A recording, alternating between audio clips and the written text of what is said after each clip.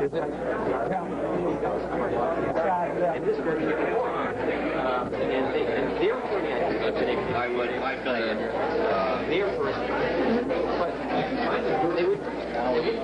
All I'll say is I wish they were here to decide the issue that did not take place.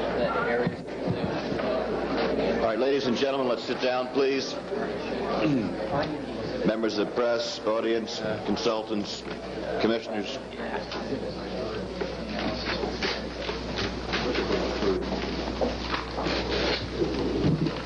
We will present, or Mr. Flynn will. I'm very sorry to say that the Church of Scientology did not agree to participate any more than they did this morning. We would have liked to have questioned their witnesses as to the background of L. Ron Hubbard, whether or not he is a nuclear physicist, a medical doctor. Did he indeed serve in combat? Did he indeed heal his own war wounds and his own blindness? We would have liked to have asked many questions of the witnesses. I will leave Mr. Flynn. He has said is biased. I will let Mr. Flynn speak for himself. He is something personal in this case. I feel everyone in the city has a personal interest in this case. Many of the concerns he raised should have been raised by the state's attorney. Well, maybe he will now. The city's waited for 7 years for that to happen. This information should be helpful to the state's attorney for him to make a decision whether he should take any further action or enact any legislation. Concerning the legality of the trial, its hearings, even I'm getting like Mr. Johnson. Hearings, the question he raised has already been presented to the Federal District Court in Tampa, and they found that those questions did not prevail, and we were given the okay to proceed. Cross-examination, we in the City Commission also asked the same questions that you out there, you the people, have been asking for many, many years. So we feel that we did ask them the right questions. Each witness has informed us prior to Mr. Johnson's statement as to how they would be characterized, in some cases demeaned, by information used in their confessional. So robbery and blackmail and kidnapping are not the concerns of the Commission. I feel they are the concerns of everybody in Clearwater. The tax issue was not directly discussed. I took special care not to discuss the tax issue. The issue of religion was discussed indirectly. I took special care not to discuss that. I just wish they had chosen to participate. As I said in the beginning of these hearings, the public has a right to know, and they still have that right to know today. As far as the legalities of this hearing, I would like to ask Mr. Buston, who is our city attorney, to give us his views on the issue. Mayor, the only thing I want to say is that I think you've got to, as we said before, get back and look at this thing as to what it really is, and that is a legislative body looking into some factual data, trying to gather factual data to decide whether or not they can pass legislation. You cannot confuse the functioning of a legislative body with a trial. And you heard Mr. Johnson talk over and over again about trial and trial conditions and criminal trials. No way in the world can you equate the two together. And if you do, you end up with a bad product. No way can a legislative body function using the same rules that you would use in a courtroom scene. It's just not possible. And I have never watched a legislative body function in that way, either in Congress, in our state legislature, or anywhere else.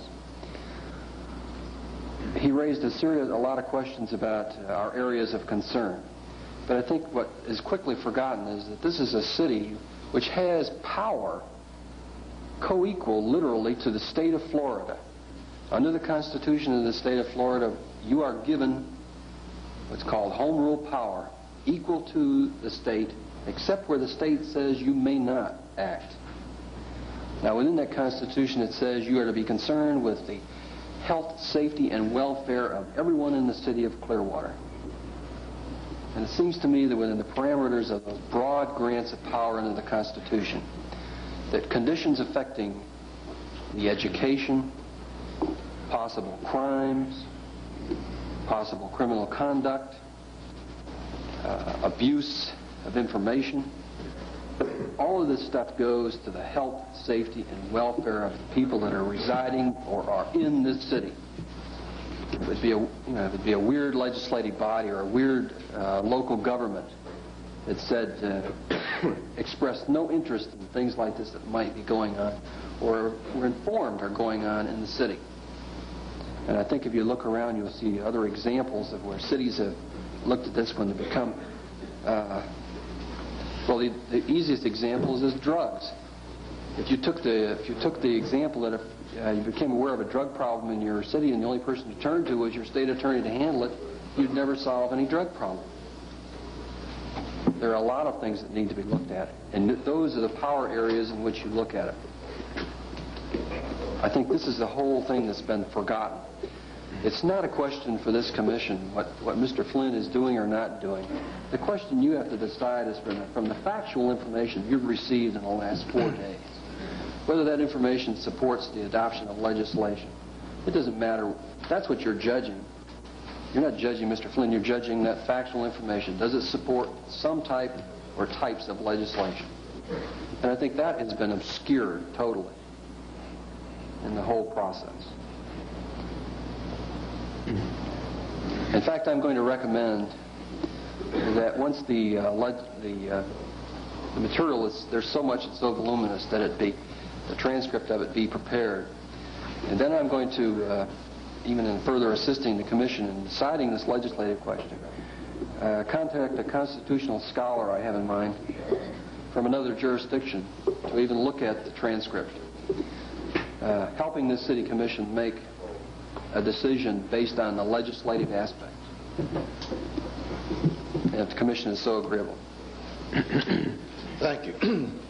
Before we start with Mr. Flynn, and he has up to 2 hours of summation, which is the rules of procedure that we set forth the first day of these hearings, I'd like to give the commission a short chance, and I hope that they do not belabor it too much, but to discuss what has gone up to now or discuss the presentation of Mr. Johnson representing the Church of Scientology. So as is our custom, we're going to alternate, and I believe we'll start this time with Mr. Jim Culdebeck. Well, I was disappointed that the Church of Scientology did not enter into the record or participate in these hearings. Again, I'd reiterate that I always looked at them as an information and trial, not in a trial manner, but an information gathering. And I can't believe that the opinion or the advice to the Church of Scientology would be, do not take advantage of your 4 days to give your side of the story or give the facts, bring the records forward. There must be some reason for that, but that advice completely escapes me. As far as Mr. Flynn, in complex litigation, you need a specialist. And Mr. Flynn or that law office, at least when we were going through looking at not only city attorneys, and we did have Mr. Logan go over it before, but we needed someone that had the information already, the documents from Washington collated. We're not asking Mr. Flynn to make judgment. We're asking Mr. Flynn just to present us with facts and information, which I feel he did. I'm surprised Mr. Johnson, being a local attorney, would make the comments as far as our jurisdiction here in Clearwater and what the state attorney's office should and should not do. It's just like robbery, burglary, or even murder in this city. We don't have jurisdiction over that. The police investigate it.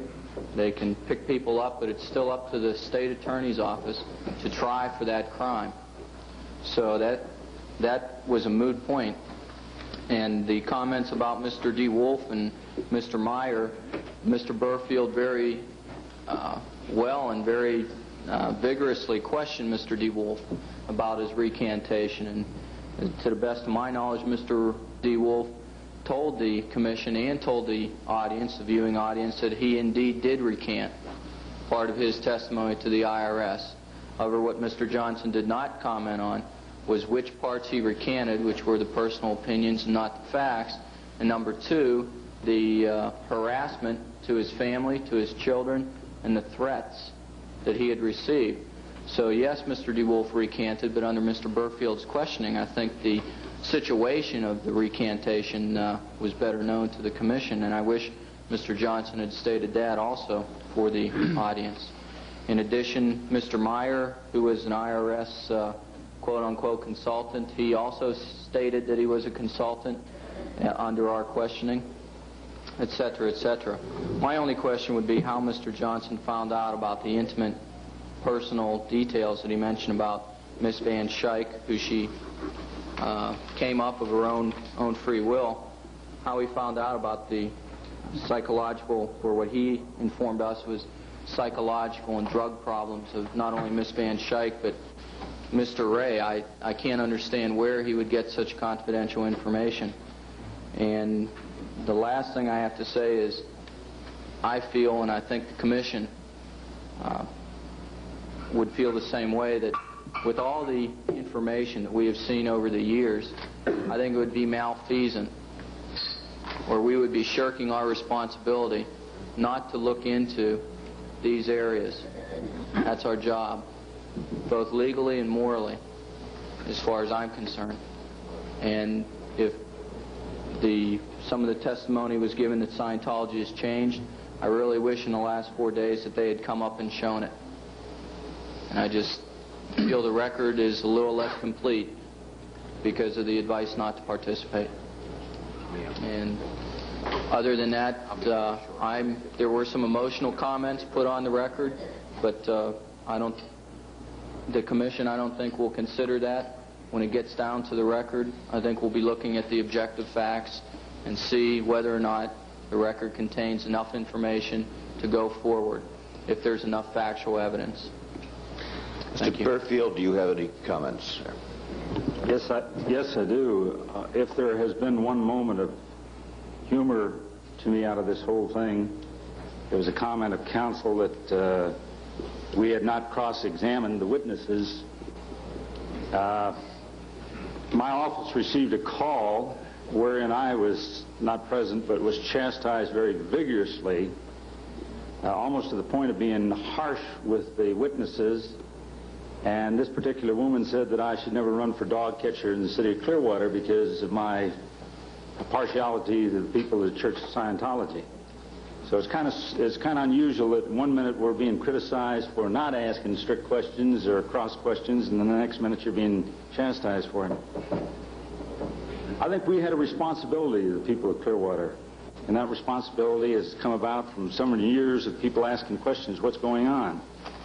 I view these hearings not so much in light of all the testimony that was given, but what patterns were established?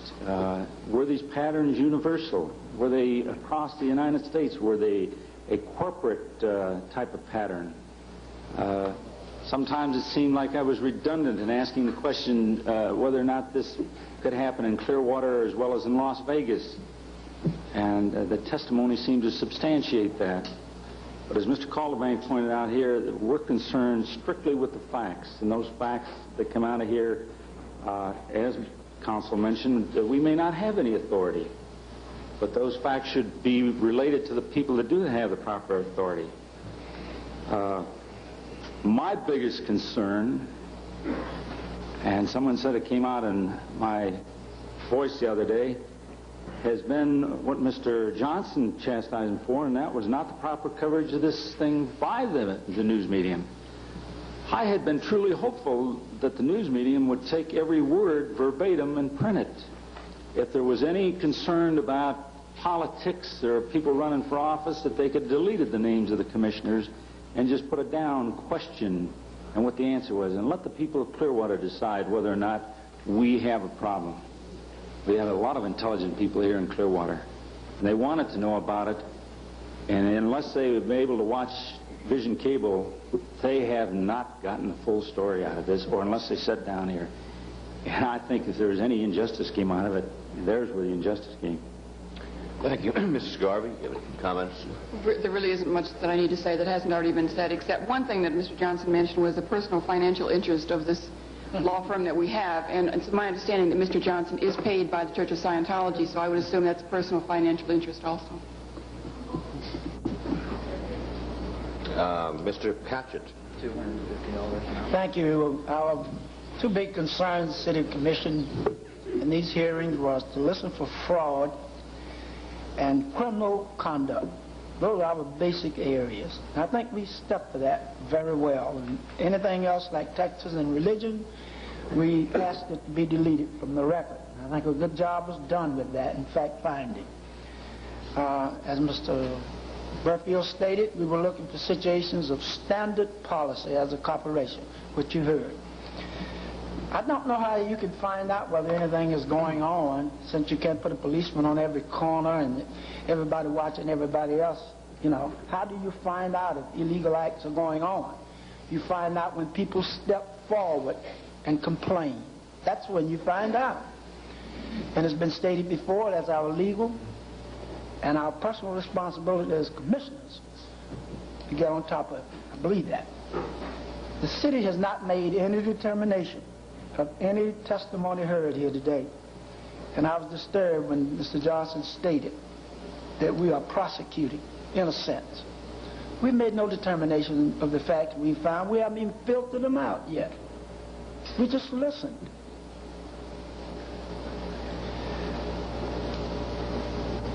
I opposed Mr. Johnson stating certain things as he wanted to advise us before we went into the hearings. How would you know what any witness is going to say, and how you going to advise us before that person has a chance to testify? It's a good point, Mr. Patchett. How are you going to know what he's going to say? How are you going to advise us? Our municipal concerns, I'm for them, and I'm going to stick to the guns. Thank you. Tony Shoemaker, the city manager, may have a few comments. Mr. Mayor, members of the commission, I don't really have much to say. I think you said it very well. The thing that rather puzzles me is if the city commission and city officials are not supposed to be concerned about the health, safety, and welfare of the city, what are we doing? I mean, what's the purpose of us being here? Also, I'd like to inform you, as I think you know, that concerning criminal activities, the police department is going to be very active and very involved and very concerned about any types of criminal activities that occur within the city of Clearwater.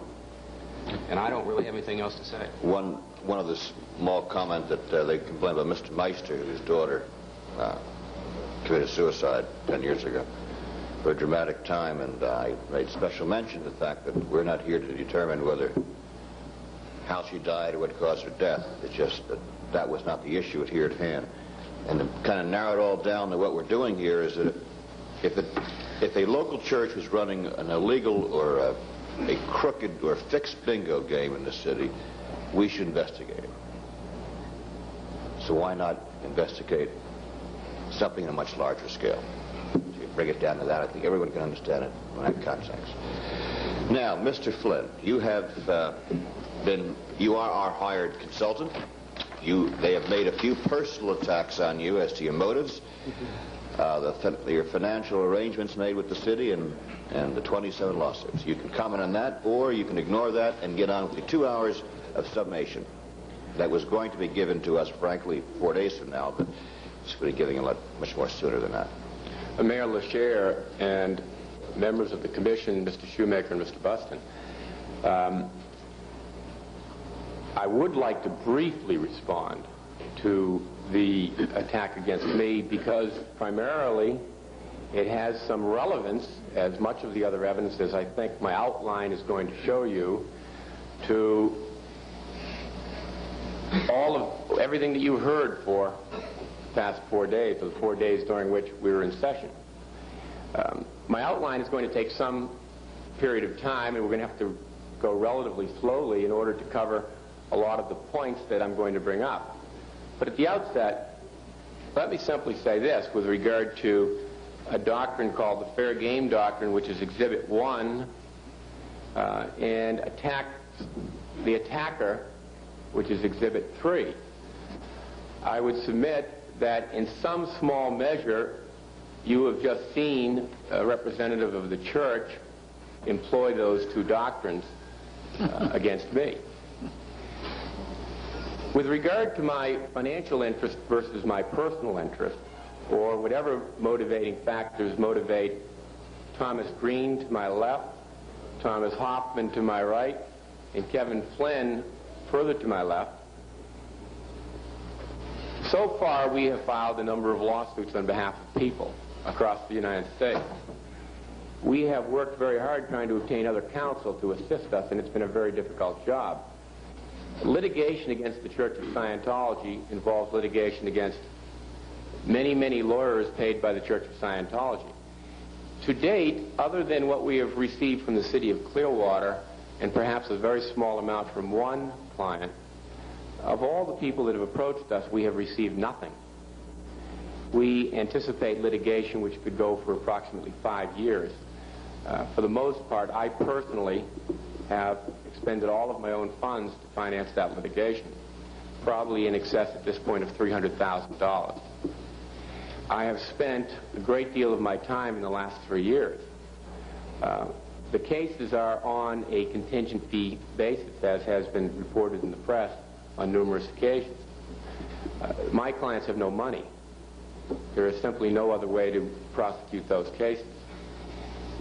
Without a contingent fee arrangement, I could not motivate any other lawyer to prosecute those cases.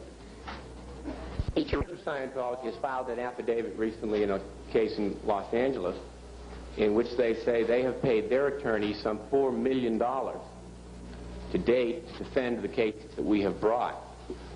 In the connection with the Mary Sue Hubbard case, upon information and belief, I understand that some $3 to $6 million were paid to those counsel to defend those cases. So far, Mr. Hoffman, Mr. Green, Mr. Flynn, and Mr. Flynn have received virtually nothing except what we've received from the city. And we have withstood 3 years of incessant abuse, harassment, lawsuits, probably now numbering in the range of 9, of which probably 5 or 6 have been dismissed, unending bar complaints. My wife just received a phone call late the other evening in which the individual said, is Michael there? To which she said no, and she said, and then the caller said, thank you, dear, hung up. Well, that is just a microcosmic view of the type of thing that we've withstood for 3 years. And whatever motivating factors are within all 4 of us and the other lawyers that are involved, they may be complex, but I can state for myself that the primary motivating factor is what this proceeding and all of those lawsuits will be about. And that is what the truth is. The nature of this proceeding, as the nature of any proceeding involved with the tripartite system that the United States enjoys of the executive, the congressional, and the judiciary, is to determine what facts are and then to make decisions based on the facts available. And all 3 branches of the government do that, and the state of Florida does that on a daily basis. This proceeding is to determine whether there is sufficient facts for this commission to proceed on questions that are vital to the city of Clearwater, not vital to Las Vegas or vital to Los Angeles, but vital to the city of Clearwater with regard to an international organization that has deposited itself under guise in your city and is conducting operations of the type that many witnesses have described, including Mr. Mayor. The international facet of the organization is of vital interest to the city because there are people internationally coming to your city paying millions of dollars based on policies, representations, publications basically all of which have been issued by Mr. Hubbard and distributed by his organization across the United States, which, as in, for instance, in the situation of Mr. Hartwell, lured him into the organization. And when he was shown pictures of Clearwater and went out and looked in geographically to determine what Clearwater was, and he ended up on a desert and then almost was separated from his wife and then subjected to the fair game doctrine and has lived through a horror for the last 2 or 3 years. That is of some interest to the city, because your city was held out by this organization upon which Mr. Hartwell relied. And it so happens he ended up in a desert. And that's just one story out of thousands, perhaps. But it has some peripheral connection to the issue. Mr. Buston has basically covered the nature of these proceedings. I also did not have the opportunity to cross-examine if the Church of Scientology produced its witnesses. I have tried a number of complex cases, and I have utilized the tool of cross-examination in the past, including cases involving the Church of Scientology, and I forsook that opportunity so that not one, but 7 people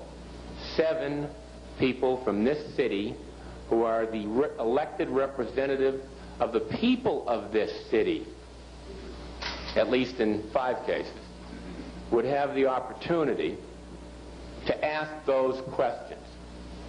If an ombudsman was selected to ask those questions, I'm sure that Mrs. Garvey, Mr. Hatchett, Mayor LaShare, Mr. Calderbank, and Mr. Burfield would have had many questions that they would have liked to have asked, but might not have had the opportunity to, given the time constraints.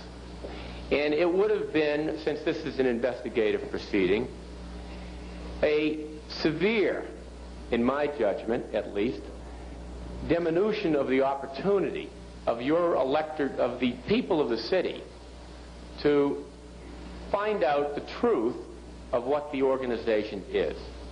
Because its elected representatives would have been, for the most part, denied the opportunity to ask the questions that the people of the city of Clearwater elected them to ask.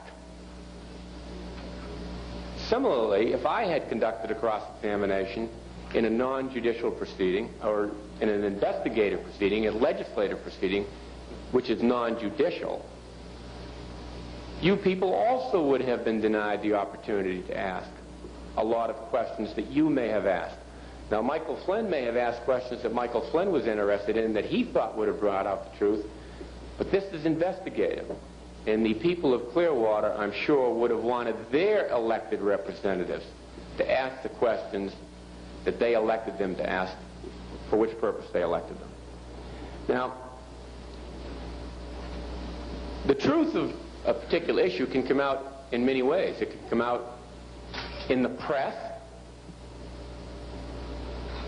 It can come out in a judicial proceeding, and it can come out in a legislative proceeding upon which ordinances can be enacted.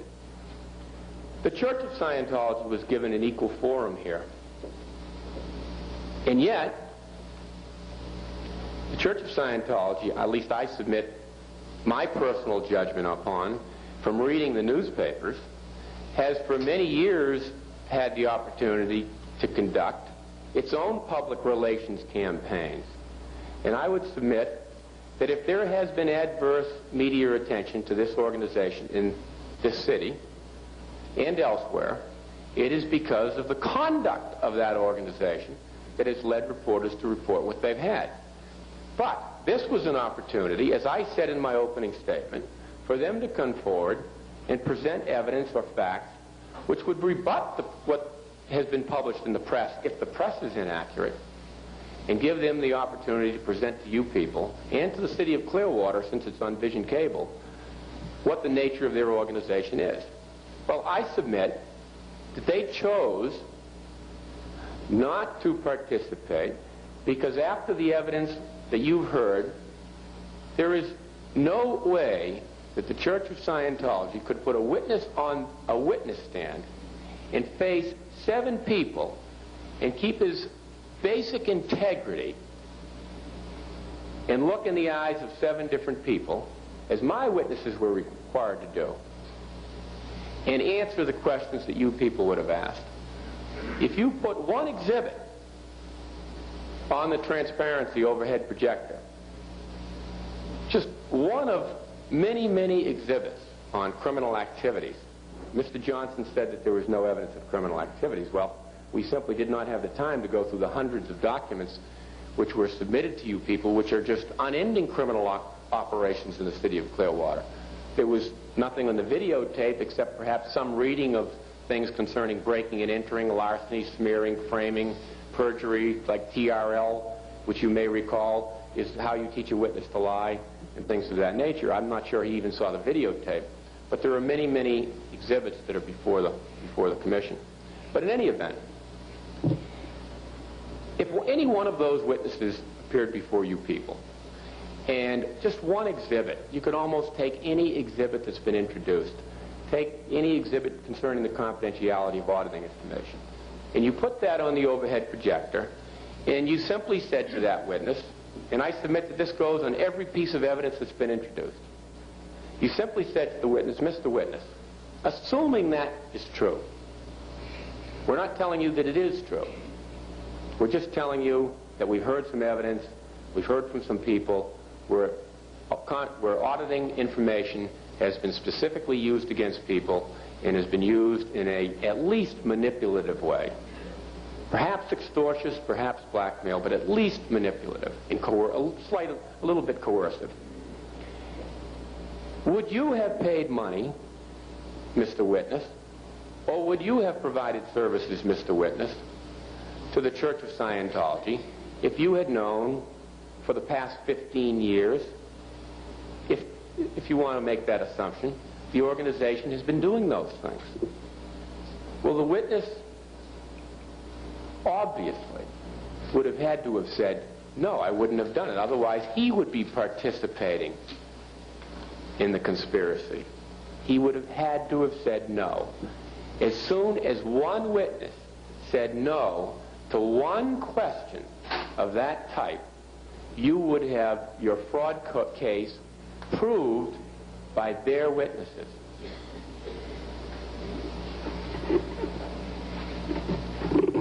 They could not produce witnesses. Instead, they chose to conduct what they've always conducted, a PR campaign to further deceive. They don't fight their battles in the courtroom. They don't fight their battles in an investigative proceeding. They fight their battles in the courtroom to delay the cases I personally submit to you on my judgment. We would go into court with any Scientology case tomorrow morning if we had the opportunity. But we won't get into some of the judicial problems. In any event, in this morning's newspaper, and I understand in yesterday's newspaper and in other news publications, the Church of Scientology chose to publish a full-page ad, at least in the Clearwater Sun, on what the Church of Scientology says is what its program and the nature of its organization is. And it says the Church of Scientology wishes to thank L. Ron Hubbard on the 32nd anniversary of his bestseller, etc., etc. Well, their current open house, which we'll get into, and their publication of something like this is their response not only to you people, but to its membership and worldwide. It's a PR campaign. It's not subjecting witnesses to 7 people to cross-examine. It's more of deception. And specifically, I refer to, in this particular advertisement, the following. Walter Winchell first hailed Dianetics prior to its publication. Well, since it's prior to its publication, which was sometime in 1950, I would assume that it was sometime prior to 1950, at least a day or so before the publication. And I don't know how much Walter Winchell knew about Dianetics at the time, but perhaps he also was deceived. But anyway, they published the following quote. There is something new coming up in April called Dianetics. A new science which works with the invariability of physical science in the field of the human mind. Well, one of the last exhibits, perhaps the last, I put before the commission was the case of article or device, in which the article or device case said, in essence, in any publication in which Dianetics, auditing, Scientology, etc., is referred to in 11-point leaded type, you have to put in that all of those things are not capable of curing any disease, preventing any disease, etc., and I won't dig out the exhibit at that time, but that's basically what it says. An 11-point leaded type is large type. Is that disclaimer on there? There is no disclaimer in this publication. Mr. Johnson mentioned the Christopherson case in Oregon, and he said that one of my cases. I have nothing to do with the Christopherson case. That case started before I ever heard of the Church of Scientology. And absolutely nothing to do, and if I was sworn in by Mrs. Williams, I would so state under oath. But I have nothing to do with it. The Christopherson case has been reversed and remanded for a new trial based on the article or device case, which Mr. Johnson did not tell you. He also didn't tell you that the article or device case was first tried before a jury, and the Scientologists lost. And I give their lawyers and their ability to hire lawyers, I give that whole program incredible credit, because they get very, very talented lawyers that they pay large sums of money to, who do a tremendous job.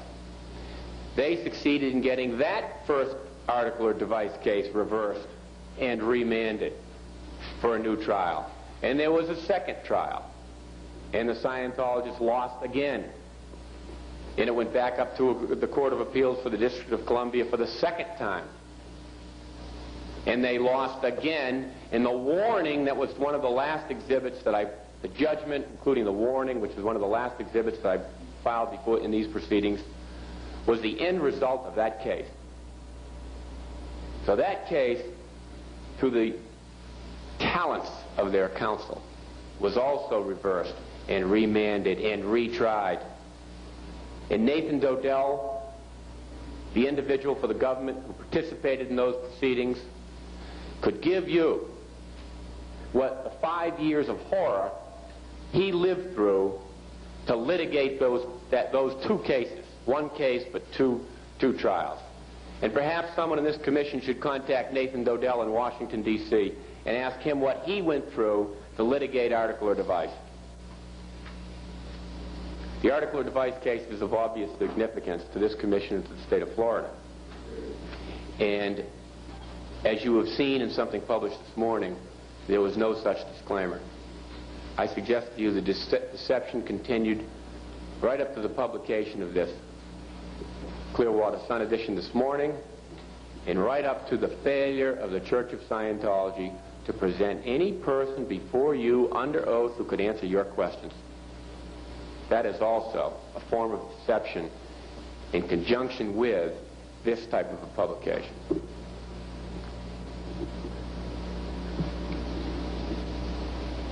One other point that was brought up was the fact that somehow Mr. Johnson had information concerning Mr. Ray and Miss Van Schaik's brother-in-law, and he made reference in his remarks to psychiatric background of those people, and he suggested to you that Miss Van Schaik's brother-in-law apparently, he says, had attempted suicide.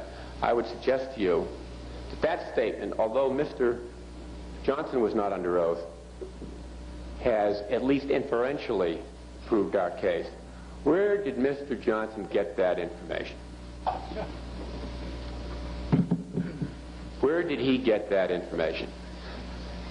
Where did he get the information about Miss Meister's background? He apparently has just been hired. He filed a lawsuit 1 week before these proceedings began, although the lawsuit could have been filed when the report was presented. And he told the court that he didn't have he told the press that he didn't have the opportunity to present a defense because he had just come into the case 1 week beforehand. Well, if that's true, I admire Mr. Johnson's investigative talents because I've been investigating the Church of Scientology for 3 years at a great deal of cost, and I don't have the ability to come up with that kind of information that quickly when a witness is on the witness stand just a few days before and he uncovers the information quickly enough to present it before you at 9 o'clock on a Monday morning. And also included in there would be Miss Meister's background, Mr. Ray's background, and I believe there was reference to one other. But in any event, I would seriously scrutinize that type of statement as to where that information came from. Let's assume that there was a psychiatric background. Well, if there was a psychiatric background, and any of those individuals, including Susan Meister, was subjected to any of this processing in which a disclaimer was not given, your case would be further proved, not disproved. If, in fact, that person was ill, and they were subjected to R245 or any other such things, and that had any degree of inducement or motivation in the suicide of that individual, that would be matter for your serious scrutiny. Because then you would also be getting into the unlicensed practice of medicine if the person was ill. There are many such questions that have to be answered in detail about the nature of this organization. And when we present our final analysis of all of the facts that are specific, non-hearsay facts on this record, and I submit to you, those facts, as we will list them, will be overwhelming in my personal professional judgment. You may have heard a lot of hearsay, and you heard 4 days, and you may have thought that there was in some instances, a lack of specificity. In some instances, the testimony was too vague. I submit, and I think perhaps even some reporters alluded to that fact, I submit that to make that judgment, you have to know the issues, both the legal issues and the factual issues, in some detail and study them for perhaps a couple of years to determine whether or not the specificity is there. Someone like Mr. Walters getting on the witness stand and starting his testimony, you could hear him, and your minds could select facts, as a reporter's mind could do, that he listened to. But you may miss very pertinent facts, which 4 days later, after the city and you people got a little education, because it was your first opportunity, because you people had the courage to do this. It was your first opportunity to get educated. When you go back and look at some of his testimony, in the light of what you learned 4 days later, you may see a lot more specificity than you thought. And just one little for instance comes to mind. Mr. Werner testified that she observed, and you can correct me if I'm wrong, and the videotape will correct me if I'm wrong, and the written record will correct me if I'm wrong, she observed a 9-year-old child, sick, who couldn't lift his head. And she observed the medical officer pull out a book. It was a medical textbook to see, well, what's wrong with this child? And then there was some discussion about whether his ethics were in and out, if I recall correctly. And the medical officer treated the child from this medical officer, not a medical doctor, prescribed treatment for a child who couldn't even lift his head. Well, to me, that witness, observing that fact, is a pretty specific piece of evidence. Small piece, but specific. I believe she also testified that she saw children carrying files throughout the day around the organization in the age of 10 to 13. And the record could correct me if I'm wrong. It's a small little piece. But the rapidity of all of the speed with which all of these witnesses testified in the 4 days with which they tried to get out pieces of information, I think will show that there are many such hundreds of little pieces, such as these children throughout the day carrying around files, working for the organization when they should be studying. The next day in the newspaper, there was a statement, I believe, that said something to the effect, there was no evidence. Well, that's just one little piece of evidence. And I'm not saying that the reporter even necessarily was, on those subjects, there was no evidence, I believe was the statement made. I'm not suggesting that that reporter was unfair. I'm simply suggesting that he heard what he heard at the level of education that he was on about this subject, which maybe if he heard it after studying it for 2 years, he would have been listening a little more attentively. And the mind tends to select, particularly certain parts of our society, namely the media. And I'm not attacking the media, I'm just saying it's the nature of things. In the nature of things, the more educated you are about a subject, the more you know about it, the more you will hear the details, and the more you'll key in on the details and the significance of them. The less you know about the subject, the more you'll tend to see the high-profile items and report those.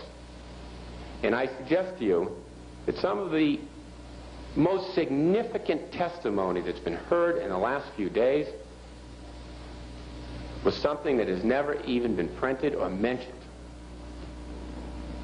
Some of the most significant testimony. Mr. Mayer was obviously high in the organization, and he knew a lot about the organization, and he was a particularly appealing witness for that reason because he knew it from the top. And he gave you a lot of facts which he knew.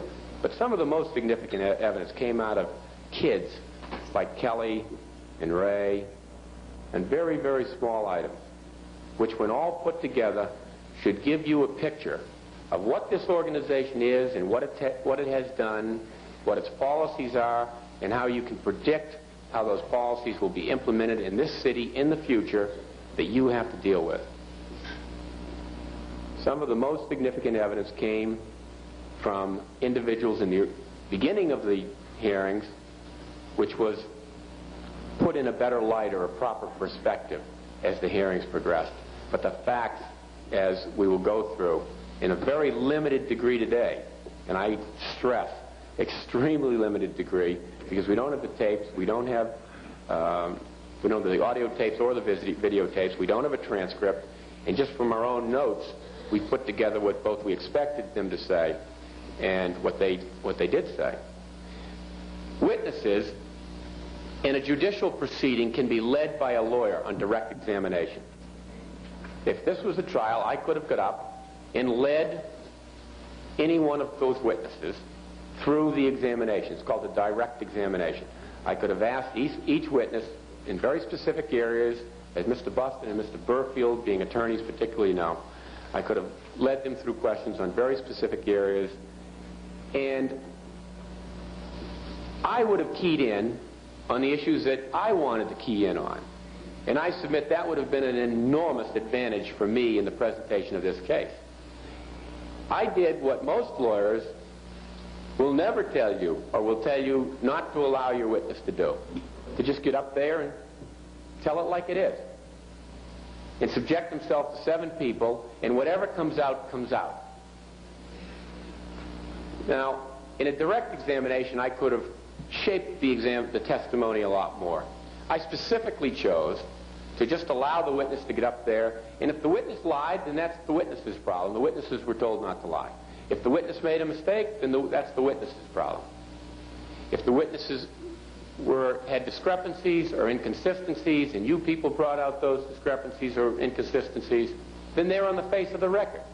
But as I suggested to each one of you before these hearings began, all witnesses, every witness, will have mistakes and discrepancies of some nature in his testimony. It's the nature of things. The mind is simply not perfect. You will always have those items. Your job is to, you're not really triers of fact here. You're basically here to determine whether there is enough facts to determine whether you should do something about some legislation which may be needed in this city. You're not specifically finding facts, although in this case we will suggest that you do, But the law does not require you to do that. So in this particular case, to be more protective of Scientologists' interests, we will do that, but it's not required. When you sift out that evidence and based on your scrutinization of the individual who appeared before you, as human beings, using your common sense, you draw many inferences, receive many facts, determine whether you think the person may be shading that, lying about that, telling the truth there, more open here, less open here. You see all those little nuances. And the fact that there are 7 of you who are seeing all those little nuances is even more protective of your city than as if one person, a judge, saw all those little nuances. So in sum, on the basic issue of the nature of the proceedings, I would submit that Scientologists had a fair shot. They chose, for the reasons I've suggested, not to participate. And you people scrutinized the witnesses that I produced. You have the record. You'll find the inconsistencies and the discrepancies, and you'll come to your own conclusions.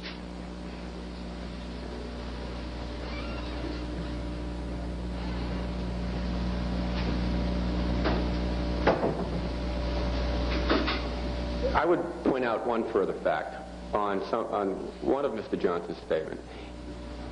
In most jurisdictions, as Mr. Buston and Mr. Burfield know, there is an exclusionary rule of evidence. And I can't speak for Florida because I'm not precisely familiar on this specific item of Florida evidentiary law. But in most jurisdictions, there is a psychiatric exclusion of psychiatric records in a judicial proceeding. If Lavinda Van Schaik's brother-in-law, or Susan Meister, had a psychiatric condition, in a judicial proceeding in most jurisdictions, that would never have come into evidence. And yet he stood before you and raised that issue. And I bring that up because that is a very important point on a cross-section of everything that a cross-section of issues on everything that you've heard. And that's the fact in all the issues relating to the confidentiality of auditing.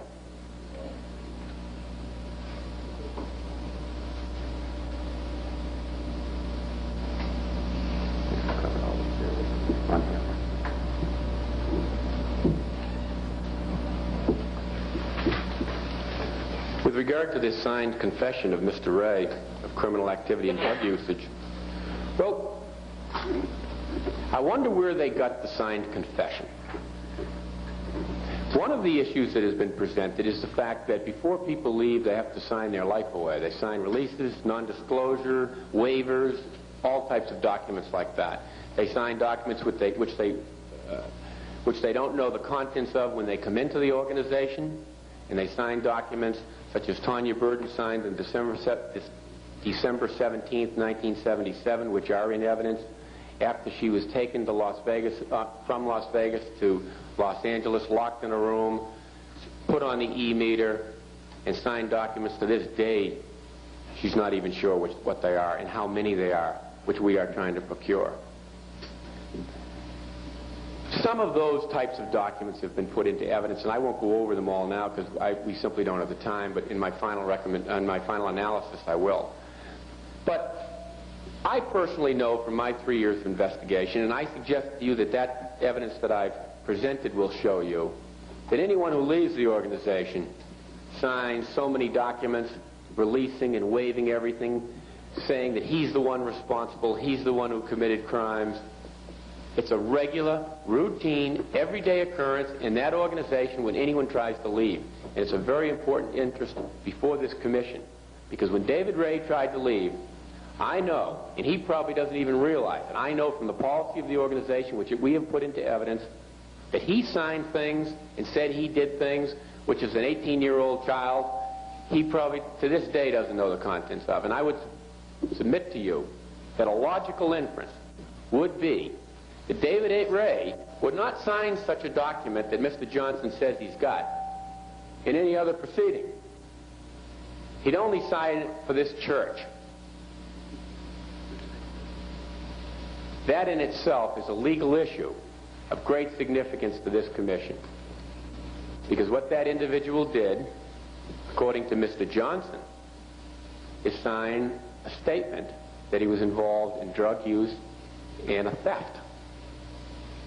And he signed it for the church in order to get out of the church. And the church brought it in here before you and told you about it.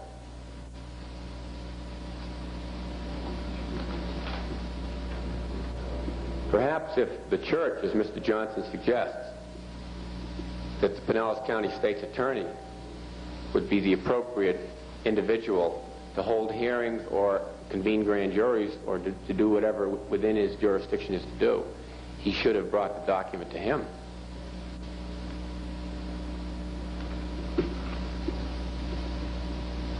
And one other point, I believe Mr. Mayor told you he was an IRS consultant. And I believe Mr. Johnson said that that fact could have been brought out in cross-examination.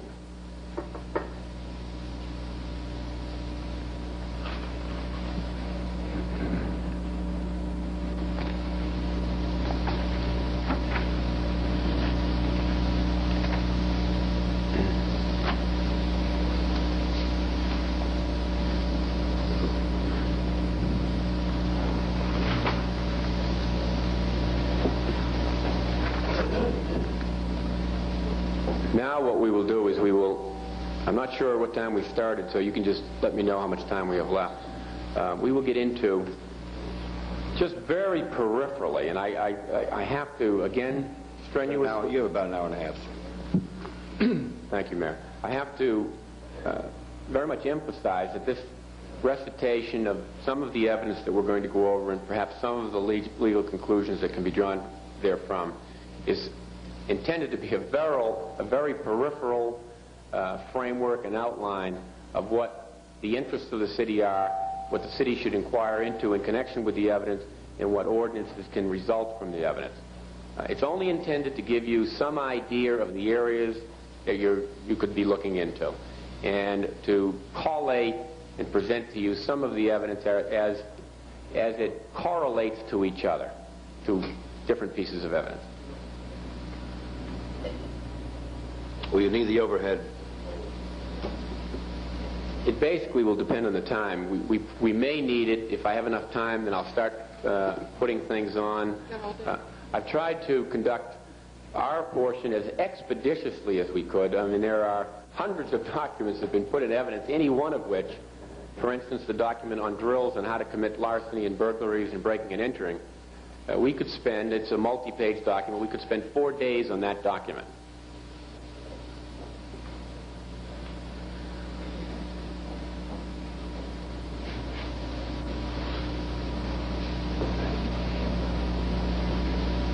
Now, in the final 2 hours that we've been allocated, the 2 hours is both argument and the presentation of further evidence under the rules. And in fact, if the Scientologists had chosen to present further evidence, then I would have chosen to present further evidence also. In fact, I have a witness who I held for that purpose, which I'm not going to take the time to go into, because I would suggest to you that there are, in our investigative efforts in the last 3 years, there are another 50 or 100 such witnesses, if they had the courage to come forward, would come before you and testify also. But I am going to put in a few more pieces of evidence. Now, one of the items is a book called What is Scientology? And we're going to offer this into evidence, and we'll do it when I conclude my presentation, for a number of different reasons pertaining to the confidentiality of auditing, the disclaimer that is required under article or device, and representations that are made to members of the Church of Scientology. There is an extensive biography in here of Mr. Hubbard. Now, it's pertinent because this particular volume is one of their largest collections of information about what the organization is and how it presents itself. And already in evidence, you have some biographies about Mr. Hubbard, which is going to be one of the first areas I'm going to address. You already have some evidence on that subject in this is going to give you a little more. I would submit that the biographical outline of Mr. Hubbard in this document, as it has been changed through the years to conform to specific facts in prior biographies, which are still published, but aren't published as much or disseminated perhaps as broadly as this one, will show you what the organization has done as they have learned about some of the representations about Mr. Hubbard's background. In the last 30 years, I would suggest to you that the Guardian's Office is a particularly skillful intelligence gathering operation. And I would suggest to you that they have learned some facts which perhaps at another commission hearing or at another date could be gone into in considerable detail. But I would suggest to you that the organization itself over 30 years learned something about Mr. Hubbard. And I would suggest that the few biographies that we've put into evidence, together with this biography, which we saved, will show you how skillfully they have rewritten their latest biography. And yet all of the suggestion and all of the inferences that are made in the facts that are set forth, the way the sentences are put together, will show you that they are suggesting the same thing that they said in biographies years ago, which are already in evidence, namely that he was a graduate of George Washington University, Princeton University, 4-year combat veteran who healed his war wounds, that he was crippled and blinded from the war, and he healed those wounds through the power of Dianetics and auditing, that he's a nuclear physicist, that he has years of research and case studies in his preparation of Dianetics, and that all of those facts are to be relied on.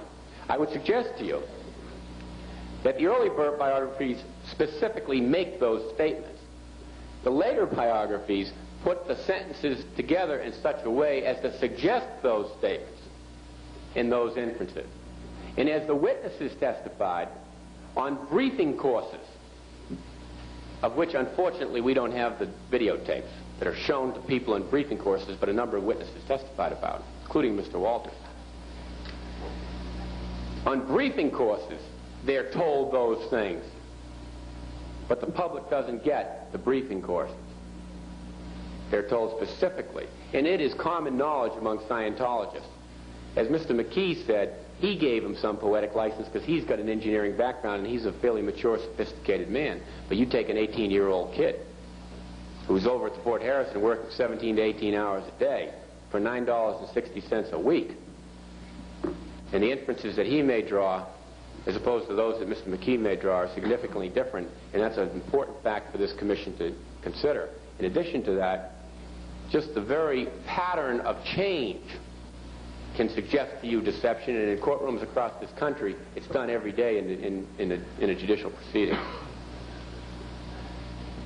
Among the things that this book says right at the beginning is what is called Standing Order Number 1. Laurie Taverna testified on the SO1 line. Well, at the time, the SO1 line, I'm sure, went over everyone's head. The SO1 line, as some of the documents will show, is Standing Order Number 1. Standing Order Number 1 of the Church of Scientology is that everything that is written to Ron is received by Ron. And it is designed and induced to motivate that individual to believe that L. Ron Hubbard, the scientist, nuclear physicist, the man of great training and skill who has developed this technology, is always there, will always help, will always correct, and will see to it that everything he's represented is true. And one of the very first pages in the book is Standing Order Number 1. You can always write to Ron. In every org you go in, including the Fort Harrison, you'll find that right in the lobby probably. I've never been in the Fort Harrison, but I know it's in every building.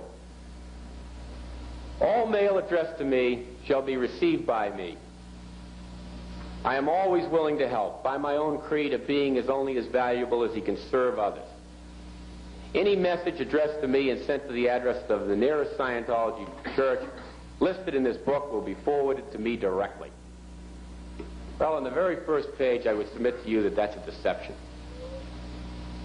I would submit to you that L. Ron Hubbard doesn't know Tanya Burden, well, did not know that when Tanya Burden was complaining, as her affidavit states, which is an exhibit in this case, of the conditions in the cadet org in Los Angeles in 1973 when the milk was laden with maggots. And she wrote as a 13-year-old child, as her affidavit says, on SO1, I submit to you that Ron didn't do anything about it, as her affidavit shows, which is in evidence. In connection with the creed to which Mr. Hubbard referred,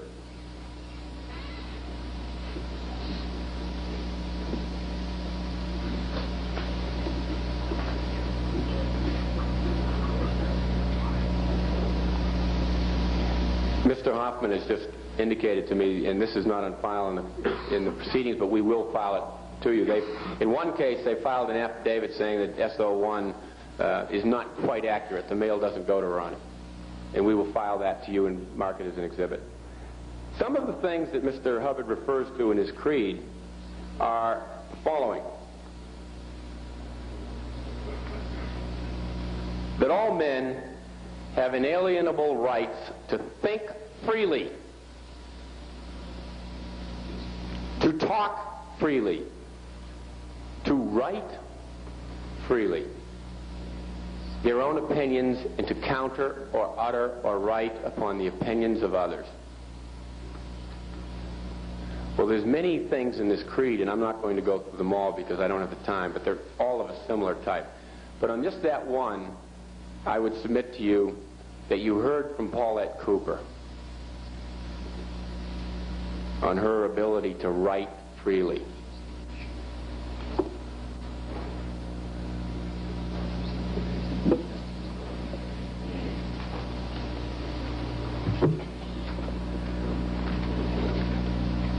With regard to Mr. Hubbard's background, we've heard a lot of evidence.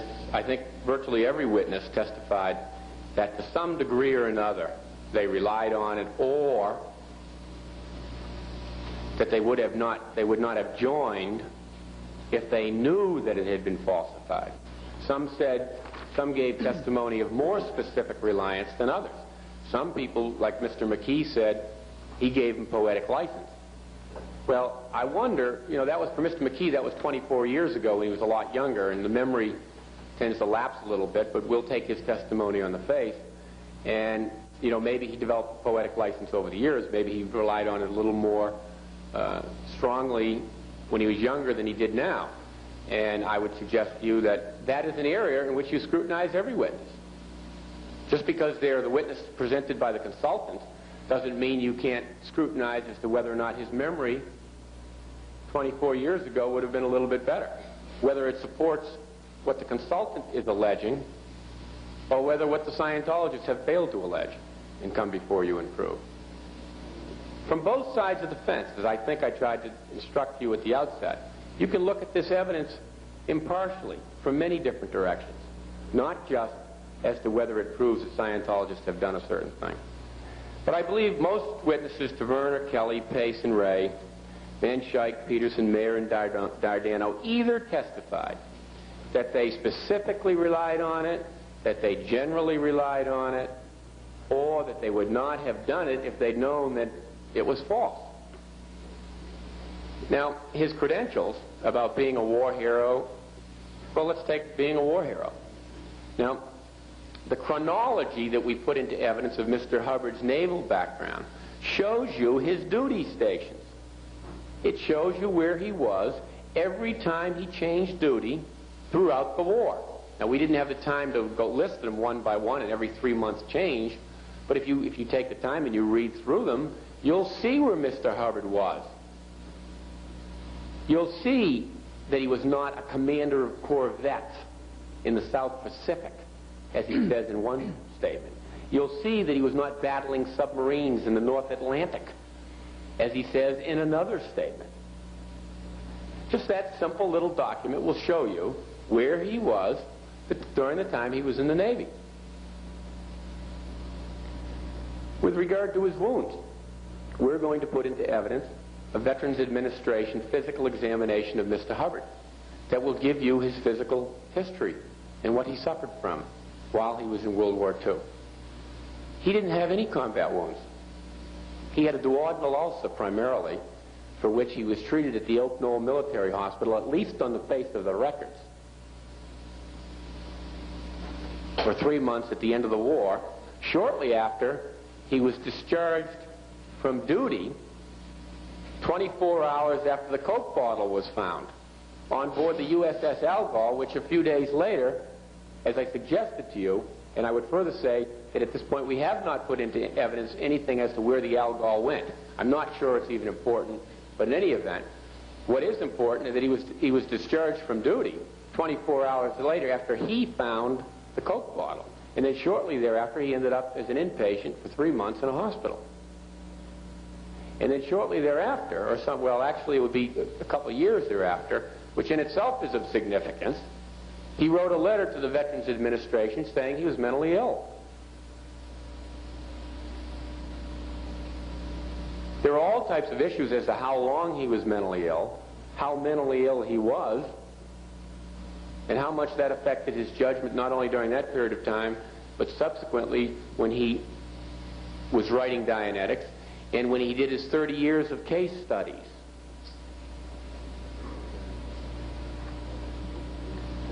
All of those pieces of evidence have many different inferences that could be argued about. Inferences can be drawn. Legal inferences could be drawn and presented to a trier of fact in a judicial proceeding.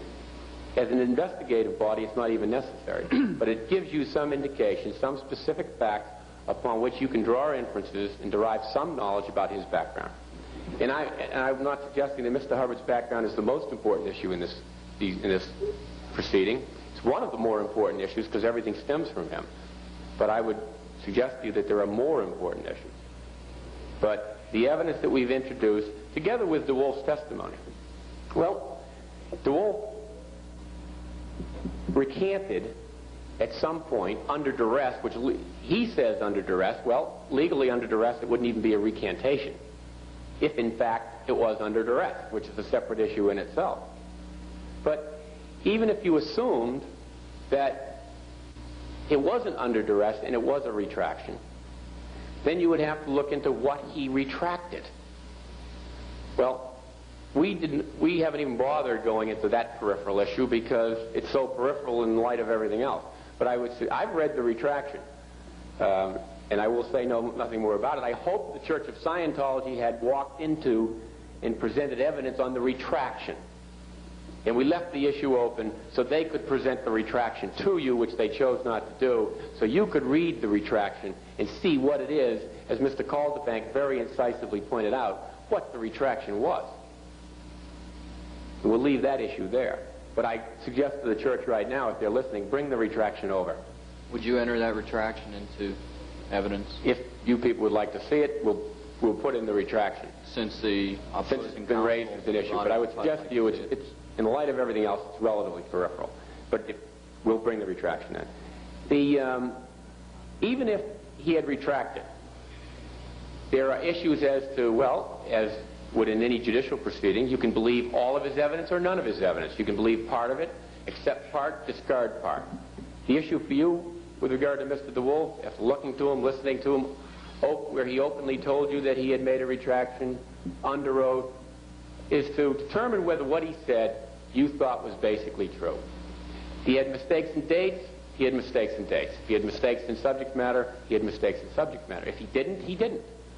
Weighing it against everything else, it's for you to correlate all those things and to determine whether basically the thrust of his testimony that his father was a fake was true or false in conjunction with all of the other evidence. And as you may recall, he said 99% of it was false. And as I previously suggested, there are a number of exhibits and evidence which corroborate, very specifically, corroborate his testimony. In some cases it's of importance, in other cases it's of less importance.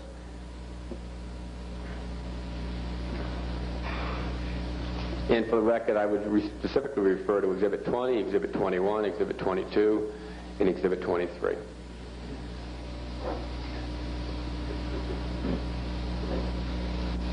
One other point. The reason that, as I suggested in my opening, Mr. Hubbard's background is of significance is because Scientology, as you have seen from the mouths of the witnesses and from some of the publications, is not presented to people here in Clearwater as, I would suggest to you, a belief in a mystical religious subject. And I'm not going to get into religion here. I would just, picking up this particular news coverage this morning of this publication, it's presented with the invariability of physical science. That's how it's presented. And Mr. Hubbard's background is designed to be promoted in such a way as a nuclear physicist, and as I suggested to you before, inferentially, a medical doctor. At least inferentially, but definitely a nuclear physicist. As this book, What is Scientology, if I took the time to read it, would show to you, the presentation is one of science. That these are specific items that have been researched, evaluated, correlated, and through the scientific method demonstrated to be scientifically accurate, upon which scientific representations and guarantees and promises are made.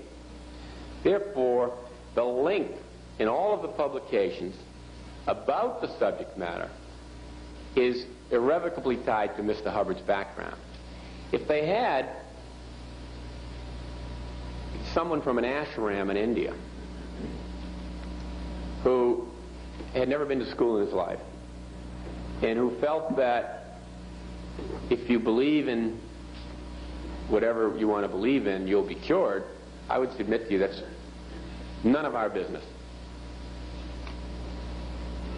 But if you present an individual falsely to induce people to think that it's not belief, but it's science upon which you can rely and upon which guarantees can be made, then that is something, as the article or device case specifically says, you can deal with and you can correct.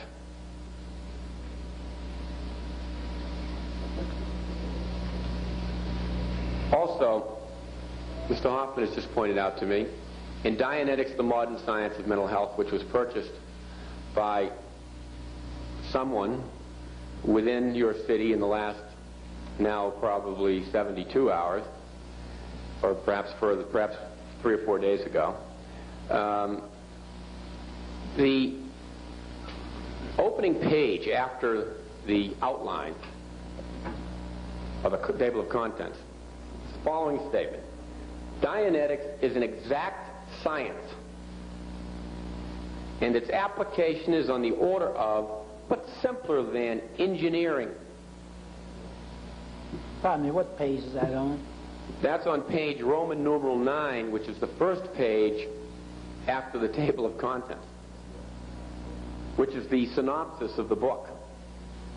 And I would suggest to you that in the book, which is an altogether additional issue, are many case studies, which I don't have the time to go into, but it's filled with case studies, years and years of case studies, which I'm is curious, important. is that published by Vanity Press, by his own publishing company, or by a recognized publisher of books? Most of the publications are by the Church of Scientology of California. This particular publication is by Bridge Publications, Inc., wholly owned by the Church of Scientology in Los Angeles, California. Regardless of who published it, it's disseminated and sold by the Church of Scientology of California in the city of Clearwater without the warning required by the article or device case. We had testimony that Paulette Cooper was sued for her book because they alleged that it was false, misleading, etc., etc. Why can't that Bridge Corporation be sued also? Well, Paulette Cooper was sued, and her book was taken to England by the church, and she was sued there. And both her publisher and she did not have the financial wherewithal to defend, so that to this day the book is not on the market There were many lawsuits, as she testified, filed against her. She could not financially withstand them. In the book was not, the publisher did not continue in the publication of the book. If that book had in fact been published and people knew for the last 30 years, or in this, well, in her case, in the last 12 years or 14 years, what this organization was about, or 12 years, the last 12 years what this organization was about, then I would suggest to you that there would be a lot more truth on the subject of Scientology than was suppressed by all of the lawsuits that prevented that publication from being published. To answer your question directly, it was sued by the Food and Drug Administration and Nathan Dodell. And the article or device case did originate from that publication, among others. And if you read the article or device case, which I believe for the record is in 355 F sup at page 371, if you read that case, you will see there's an appendix in the back of the case, and I believe, and the record will correct me if I'm wrong, that the first exhibit attached to the court's opinion is Dianetics, the Modern Science of Mental Health, and representations contained therein, which resulted in that warning which was put in as an exhibit.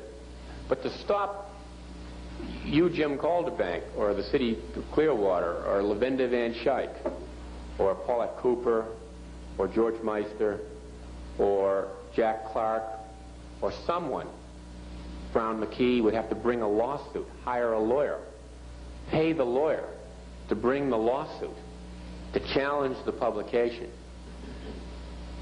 And you've heard testimony about how much money the organization earns. You can draw your own inferences as to your ability to fight an organization without money, that kind of money. And also, as I suggested to you before, you can contact Nathan Dodell in the Food and Drug Administration and find out from him personally what it took to litigate that one case.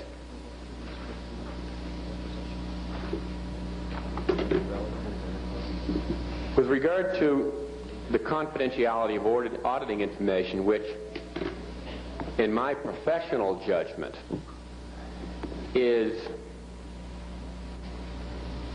at least from the point of view of basic human rights, one of the fundamental issues before this commission. It may not be as concrete as whether there are 10 or 15 or 25 people in a room, but in terms of what I suggest to be the insidiousness of this organization, and what I suggest to be the level of deception practiced by this organization, is one of the most fundamental issues to be considered by the Commission and scrutinized as to what the Commission can do to inform people who come to your city that their auditing information over the last whatever number of years that the evidence shows has been used for the purposes the evidence shows it has been used for, aside from the issues of the monetary issues of the money that's extracted based on representations of what auditing does.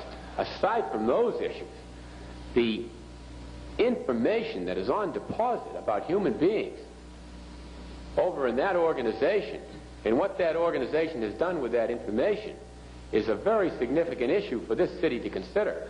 I have seen, and the evidence is, I've put some of the documents in evidence to show you people the types of things that are in this information.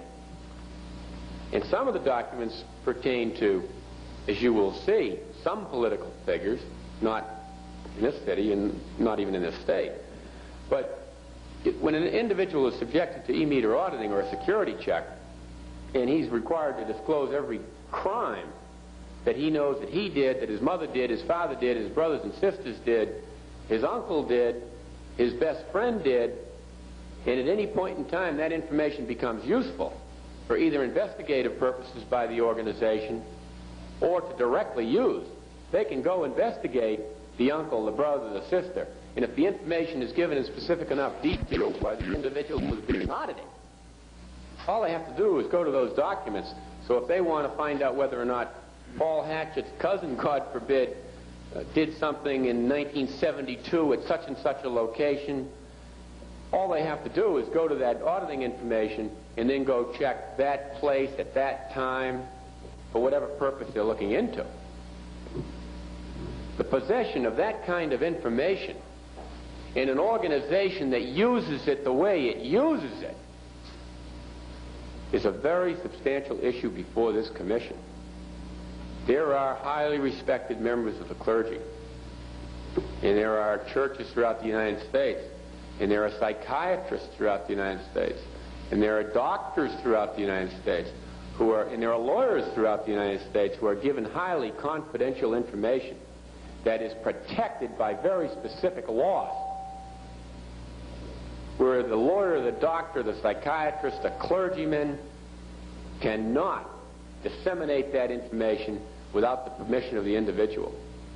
Well, this organization in this city, through laws I submit in this city, which can be enforced directly in this city to deal with this particular problem, which is, as you heard from the nature of the income that's being derived in this city, at least equal to every other organization around the United States, is of paramount concern in Clearwater, as opposed to Las Vegas, Nevada, or Boston, Massachusetts, or even New York City, or even perhaps Los Angeles, California. If, in fact, the evidence is true that the income in Clearwater is equal to every other place in the United States, including Los Angeles, the magnitude of the problem that you are deliberating upon becomes apparent.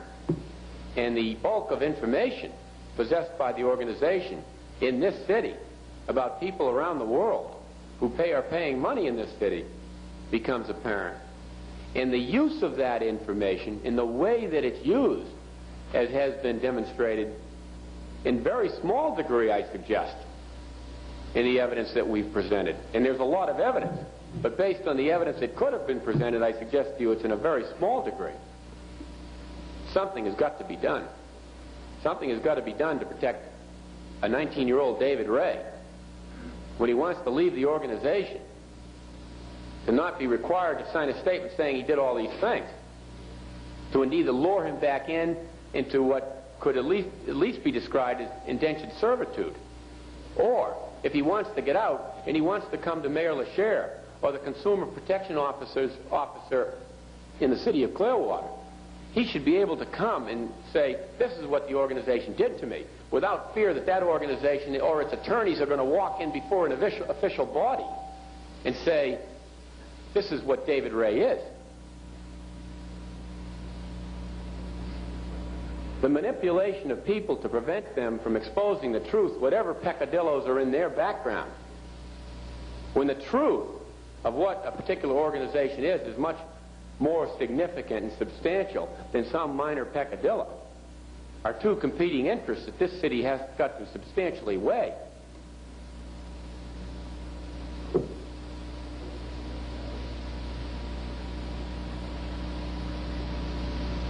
Take, for instance, the testimony of Mr. Mayer. He was sent on 18 missions, if I remember the testimony correctly.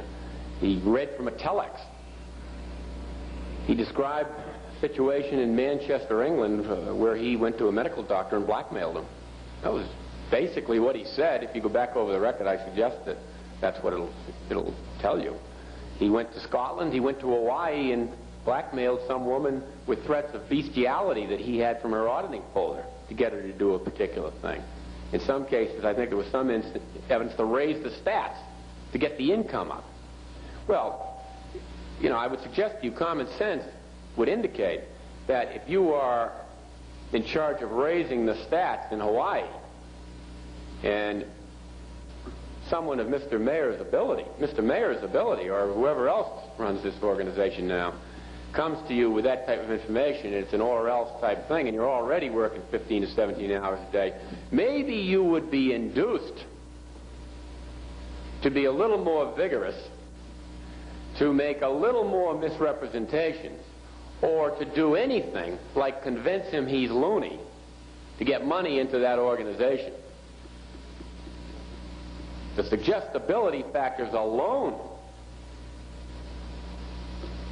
on that issue with an operative like Mr. Mayor or some of these other skilled people coming with that information to a person to get them to be a little more aggressive in their solicitation practices in the collection of income is a substantial issue before this commission, aside from all the other issues with regard to the use of the information for purposes of extortion, blackmail, manipulation, or whatever.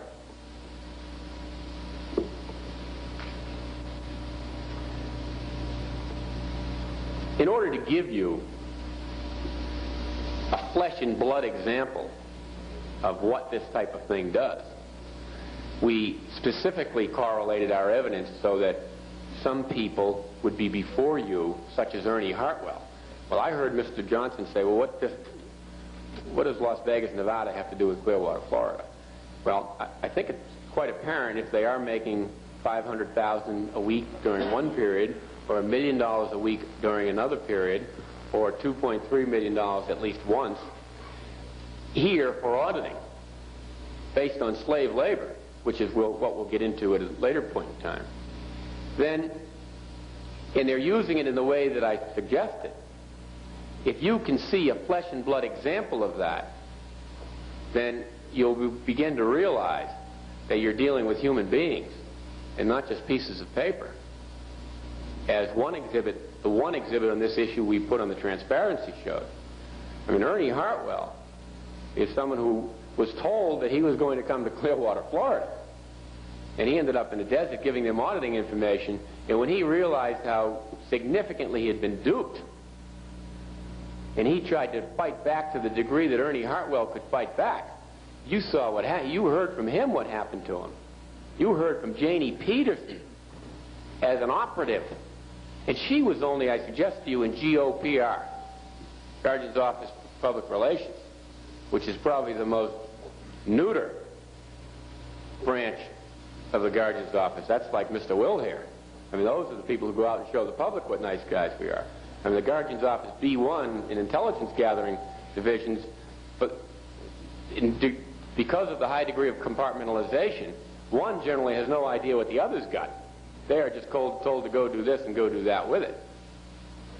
But you heard Janie Peterson testify how not only in the case of the Hartwells, she went out and used that information, or the organization, not Janie Peterson, the organization went out and used that information. Took it to the Las Vegas Review-Journal, issued a press release saying that he was a murderer, which was another whole issue, which we don't have the time for.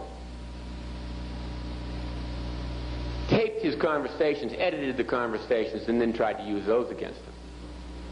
Took Tanya Burden's auditing files, which were, according to her affidavit, as you will see, for 2 years and some 3 or 4 months, taken here in Clearwater, Florida, while she coded and decoded telexes as a 15-year-old child for the GO and put on L. Ron Hubbard's pants, as her affidavit shows, and took off his pants and put his shirt on and walked around collecting his ashes, as her affidavit shows. And in the interim, when she wasn't doing that, she was coding and decoding telexes for a criminal conspiracy. Only they were double and triple coded, so she didn't even know what they were. And how their coding process works is another whole issue. And one of our exhibits is the correct use of code. But they took Tanya Burden's auditing information and telexed it from Clearwater, Florida, and sent it out to the GO in Las Vegas, and the GO, as Ms. Peterson testified, used it out there, and also Lavinda Van Schaik. Well, with regard to the Hartwells and Van Schaik, those people appeared before you. They told you what they did. Then you saw them, and you saw the GO operative and what the GO operative did with it. That's a real example, totally correlated, of how the information is used.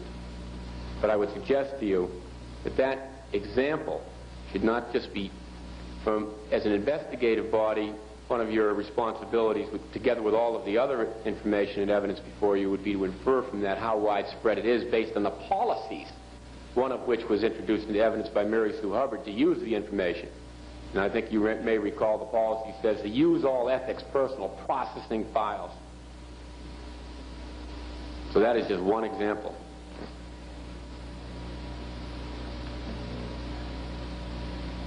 And a very significant point. Very significant. Mr. McKee testified that up in Connecticut, per policy, he sent the files to Flag. And he didn't know what they were doing with them. And if he'd known, he wouldn't have spent 24 years in the organization or paid whatever amount. I don't believe he testified how much he paid. I happen to know, but whatever he did pay, assuming he did, or would just draw the inference from what other people paid. So some 19-year-old child in Clearwater whose auditing files, if he began in Los Angeles like David Ray, who didn't get that much auditing, fortunately, but I would suggest to you that perhaps Casey Kelly coming from Oregon, or Lavinda Van Schaik coming from Las Vegas to Flag, and all of those auditing files being sent from Las Vegas to Flag when she came here, and now in the possession of this organization here, and used in the way they were used against Van Schaik, all of those issues demonstrate what's being done with that auditing information. And then, please, did Mr. Gay say he stopped sending those from Connecticut?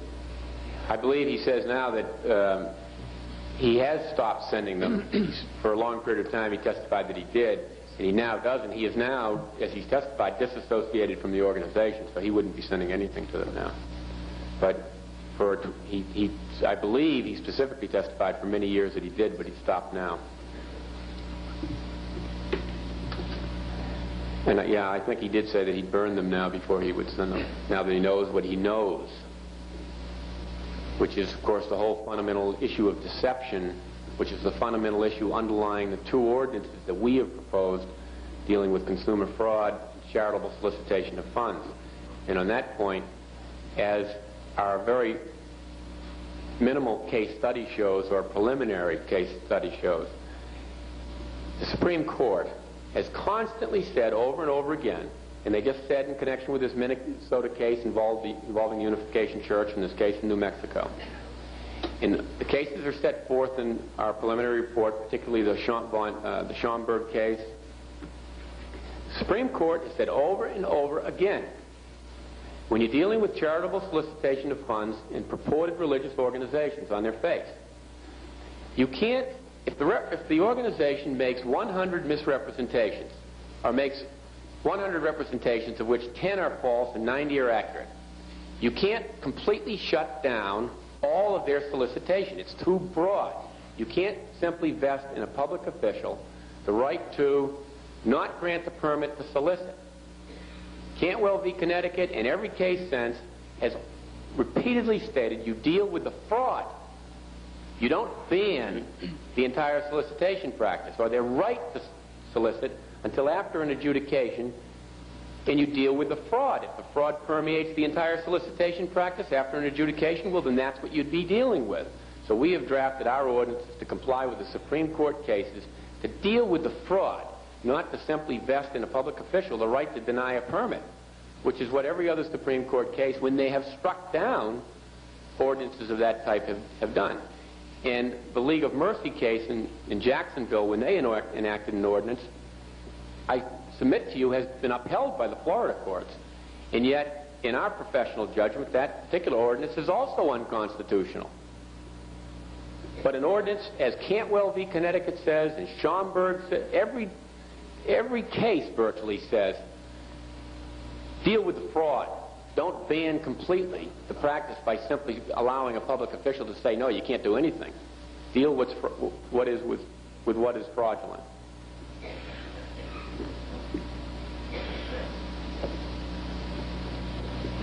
With regard to some of the issues, the legal issues that deal with the confidentiality of auditing information, in terms of criminal activity, it permeates extortion, blackmail. In terms of some civil responsibilities, it permeates issues concerning invasion of privacy, breach of fiduciary duty, breach of contract, fraud, misrepresentation, all of those issues. Most of those things can be dealt with in a consumer protection statute. If there's a consumer protection ordinance that specifically says you can't do it, you can't tell someone that it's going to be held in confidence and then not hold it in confidence. And then if the person does it and you have a lawsuit against them, an adjudication punishable by a $50,000, $100,000, $150,000 fine, whatever is warranted based on the degree of harm or the degree of wrong, then every time it's done, that penalty is imposed. And that's a very simple thing to regulate. Then arises the issue of some type of injunction. If they do it in any pattern per policy, then you can prevent it possibly altogether if there's strong enough evidence. Or you can post perhaps a placard right behind the registration desk, just like a warning on a cigarette package, just like the warning in the article or device case, that the organization is a practice of doing it, and every time they do it, fine is levied. Or everyone who walks in that door sees in large capital letters, this organization from such and such to such and such has done the following with your auditing information, or perhaps in a more legalistic manner. And as our ordinance suggests, all of this would not be simply vested in a public official to go do it, which would probably be unconstitutional, although in some instances it may not be, depending on various standards that could be used, but it could easily follow an adjudication. And if the issue was compelling enough to the community, as I suggest, this issue is compelling enough, perhaps it could be treated expeditiously in the legal process so that some corrective measures and remedial processes can be invoked.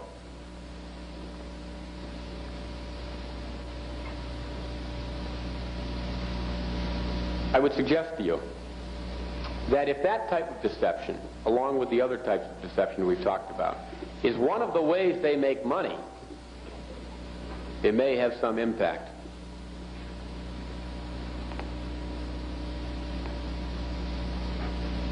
With regard to the evidence on this issue, I've already gone over a little bit of it. There's a lot of it in the exhibits. There's been a number of witnesses, all of whom have testified that if they'd known, they wouldn't have given the information or that they wouldn't have paid the money.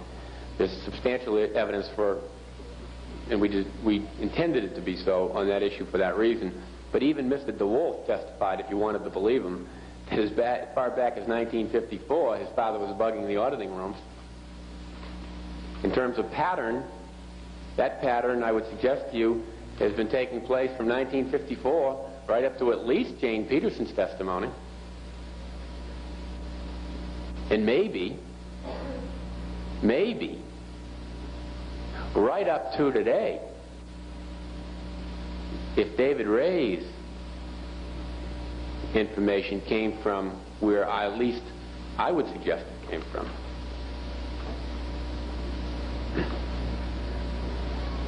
Can we have Mr. Ray back to give sworn testimony as to the information he put in the auditing file, since he is not aware? Can we take deposition I think that on the West Coast to find out if Mr. Ray, in fact, indeed, gave this information? That would show the pattern, if one exists, up to the present day today, May 1982. I'd like to request the Commission take the steps to have Mr. Ray's deposition concerning this issue. I would suggest to you that that level of persistency is what will cure the problem. Mr. Flynn, you mentioned about the auditing and the if the evidence and transcript and record shows that indeed there's a pattern or need for some kind of consumer protection. How do we, after hearing the testimony, how can we ascertain whether or not the auditing or confidentiality is being broken on a regular day-to-day basis? I would suggest to you that the more openness that is injected into this entire operation, the more people are made aware that there is someone to go to, the more they're made aware of the fact that things are not as clandestine and secret as they're led to believe, the more that the truth can penetrate on whatever way it can penetrate, Maybe it would start with a Paulette Cooper. Then maybe it would go to a Lavinda Van Schaik or a Nan McLean, and then to Janie Peterson's, who in my opinion was one of the most courageous witnesses for reasons known to me to appear before you. Janie Peterson. Commissioners, you have just a limited amount of time to speak, sir, and I would rather prefer that we allow you the time, and if we still have questions of you, we can ask it of you at your concluding remarks when the time is ours. Thank you, Mayor. But I would suggest to you that more Scott Mayers, as he suggested to you, and on that point, Scott Mayer, when he testified, dragged out some, Scott Mayer is a very thinking person, I would suggest, and he dragged out some outlines of things that he thought you should do, and Mr. Burfield asked him whether he had discussed it with us in advance. Well, I tell you, and I would go under oath, that I had no discussion with Mr. Mayer in advance about his particular outlines, but I was happy to see that he had thought through some of those things and presented them to you. But there may be, if more truth is injected into this situation, which for at least 7 years in this city has basically been a matter of media attention, if more truth was injected by whatever manner, in whatever way, into the situation, there'd be more Scott Mayers and more Janie Petersons and Tanya Burdens and Lavinda Van Schaiks who have the courage to come forward. So in response to Mr. Calderbanks, you may get kids more willing to walk across the street in a little less state of fear. Or maybe if there was a little less state of fear, they wouldn't even be there.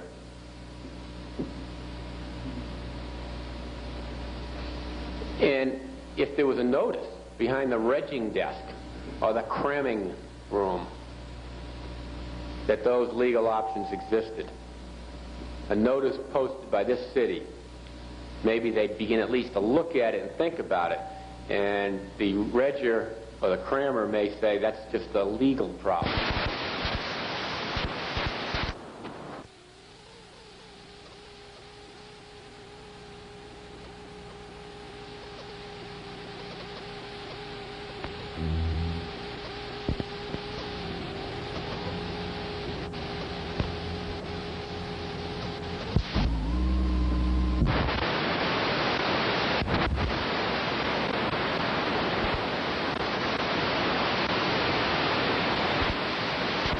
Forget about it, it's got nothing to do with us. Well, he may think a little more, just a little, and that one little thought at some point may induce him to come forward. Now, we're on our third area. There's, I think, 12. We'll have to move quickly. With regard to deception of the overall nature, purposes, organizational structure, what the organization is, what is Scientology to someone who is first presented with it? There are just unending issues. There are issues concerning primarily, I would suggest, the fair game doctrine. Well, they say they canceled it. You saw the cancellation. This policy letter, what we're not going to do anymore is we're not going to put on ethics orders that the fair game policy exists. That's what it says. We're not going to put it on ethics orders. In other words, we're not going to put it in writing. It causes bad public relations.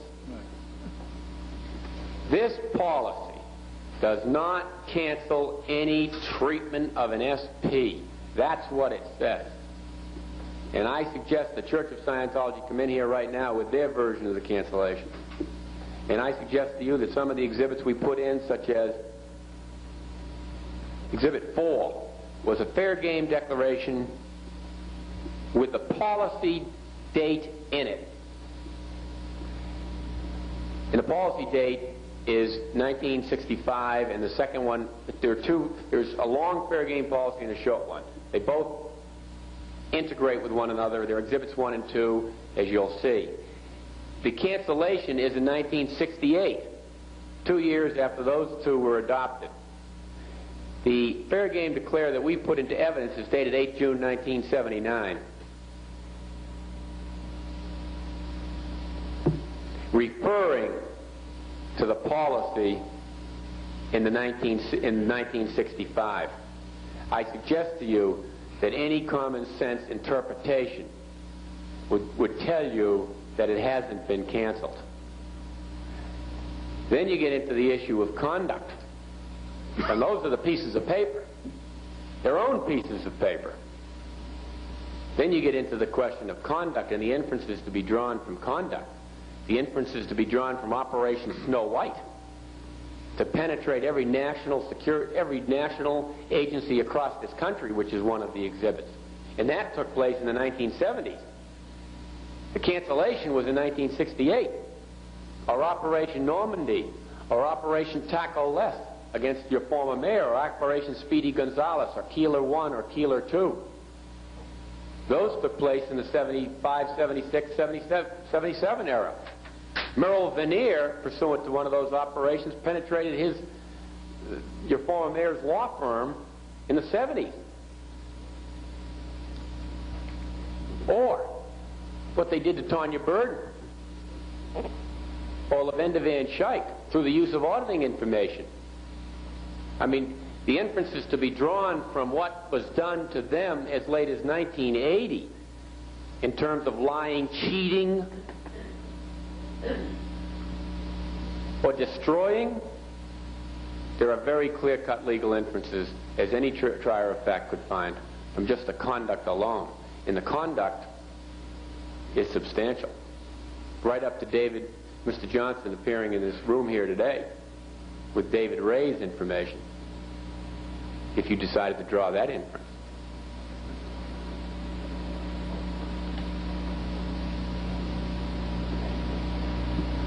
Most witnesses, I believe, testified that they wouldn't have joined the organization if they knew the criminal operations were taking place. So whether fair game is canceled or not canceled, there's no question that these criminal operations, I mean, 11 people have been convicted and 10 of whom are in jail. And the 11th, I'm sure, it'll be quite immediate where she will go to jail. Every witness, I believe, testified, or almost every witness, that they would not have joined the organization, paid money, provided labor, did whatever they did, moved beds for 16 to 18 hours a day,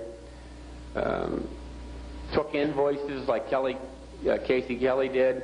Whatever services were provided or monies paid, they wouldn't have done it if they'd known that this organization was breaking into or into places pursuant to their operations on how to break in, or infiltrating the Clearwater Sun, or conducting all these hundreds of other operations that have been put before you.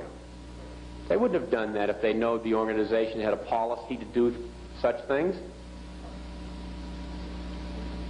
And I believe specifically McKee of 24 years gave some evidence on, at least inferentially on that issue. Kelly of 3 years and Ray of 6 months. That covers a long time span. If they knew that those criminal operations were taking place, they wouldn't have joined that organization. That in itself is an organizational deception. What the GO does, what it has done, what it continues to do, the written policies it's got to do it, is all organizational deception. With regard to just some of the peripheral links to Clearwater, you've got all of the operations in Clearwater, which we haven't even discussed. Then you've got Project Owl, which came from Clearwater, originated by Mitchell Herman. You've got Burden's auditing files going out from Clearwater to Las Vegas, the Hartwell enticement to come to Clearwater. All of those are types of deception, which had they known about the nature of the organization, its goals, purposes, etc., they wouldn't have pursued.